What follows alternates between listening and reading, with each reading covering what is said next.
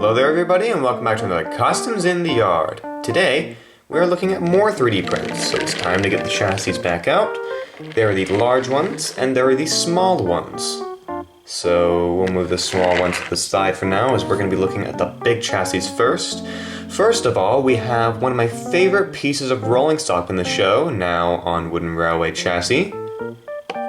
China clay cars, which were made by the Auto Tank Engine on Twitter, and his handle is GWR Forever. Go give this man a follow. He literally makes a lot of my stuff, and he made Bear, he made Sunny, and yeah, they're all available on his Tinkercad page, so I suggest if you want to make stuff like this, you can download it. As you can see here, it's pretty cool. And there you go, right there. There's all the detail. Not much, and I really like that because of Wooden Railway and how simplistic it is. But I really like this. It just looks nice. It just is a nice thing. I love the color that I chose for it, which was a Krylon camouflage brown.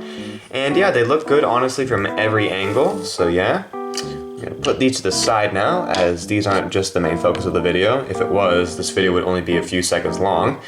Now let's look at the next thing made by the Auto Tank Engine, which I actually printed in resin, which I usually print my prints in PLA. A diesel brake tender. This thing was so hard to make. The paint just started to not be good because of the original resin being white, so that's not really a good undercoat. I suggest painting it in like a darker color, like gray. So that's what I did, and I tried to do spray paint, but my primer ran out, and then I tried to do it with another spray. You get it, it just took a really long time. The details were also really hard because of how small they are. As you can see from even a distance, it looked really small. They were just so hard to do, but I'm really glad to be able to have this thing done finally. I think it came out really good in the end. And now we have a print made by Hack and Back Productions on Tinkercad and Flutes and Trains is his handle on Twitter. Another brake van. So during NW Tales, I realized that I was short of brake vans and I had to use the NW brake van a lot, which I didn't really want to do, but here we are. We now have another brake van. So this one's a little bit different. From episode 18, I had actually made one of these, but since then, I have learned how to use support. And the support to get out this thing was so hard. As you can see, there's still drill marks because I actually had to drill into the support to be able to get this thing to go. And I also had to hand paint it, so maybe one day whenever I'm really bored I will just spray paint it in black, because at the time I was actually out of black spray paint, so yeah. Let's get the short chassis out now and let's look at some narrow gauge stuff. Starting off with narrow gauge flatbeds. So this is nothing special, these are just things, flatbeds, they're literally nothing. I have zero idea why I printed it, but I'm really glad to be able to have some flatbeds, however, because it gives a little bit more variety in goods trains. And yes, I do plan to get some tender chassis so I can be able to have lots more goods trains and longer goods trains for the narrow gauge engines, as they were literally so short, the goods trains last year, and I absolutely hate that.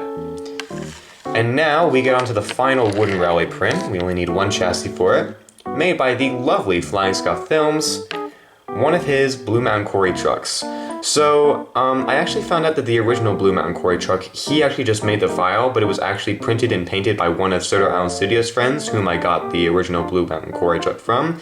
Then Dax sent me his file, and I did my work on it, and here it is. I actually learned how to use the red paint that I have with this, so it came out really good in the end, as you can see. I tried to make it as accurate as possible to the one I already own, as I feel that's the most accurate way to do it.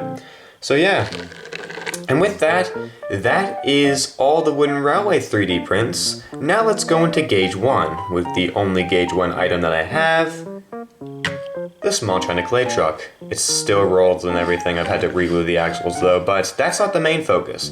If you look closely, there is a paint difference.